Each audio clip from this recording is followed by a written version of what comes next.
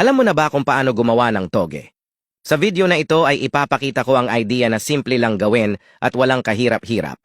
Ang unang gagawin ay kumuha ng maliit na palanggana or plastic dahil dito natin ilalagay ang buto ng monggo na ating pinapatubo. Pagkatapos ay lagyan mo ito ng tubig at ibabad ng 4 na oras para mamaga ang buto. At ang purpose sa tray na malapad ay dito natin ilalagay ang mga buto na binabad natin ng 4 na oras. Simple lang ang gagawin, ilatag lang ng maayos ang mga buto ng monggo at ikalat para hindi magkakapatong sa pagtubo nito.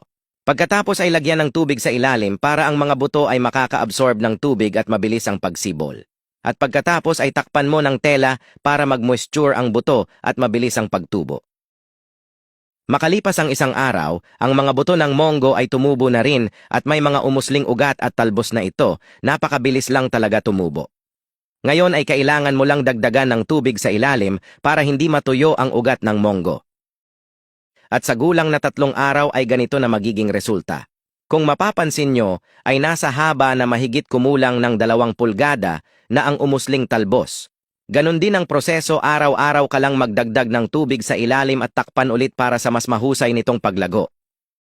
At kapag umabot na ito sa gulang na 4 na araw, ay sapat na upang kunin na at gawing masarap na luto sa ating hapagkainan tulad ng lumpiang toge or kung ano pa ang masasarap na pagluto dito. Tingnan mo naman kung gaano kalinis ang toge at napaka-healthy pa ng pagkakaroon ng talbos na mahaba. Napakaganda nito lalo na kung mahilig ka rin magluto tulad ng lumpiang toge or gawing paninda para pagkakitaan. Ang idea na ito ay galing pa sa ibang bansa na kung saan may makukuhanan tayo ng idea kung paano magpatubo ng toge ng mas madali at mahusay. Maari mo itong gayahin sa inyong bahay kung hindi ka busy sa inyo. Pwede mong sundan ang mga step na proseso para mas mahusay ang pagtubo ng toge. Isa rin ito sa magandang pagkakitaan sapagkat marami kang magagawa sa toge. Kung nagustuhan mo rin ang video na ito, huwag kalimutan mag-follow para updated ka sa mga susunod na video na aking i-upload. Maraming salamat!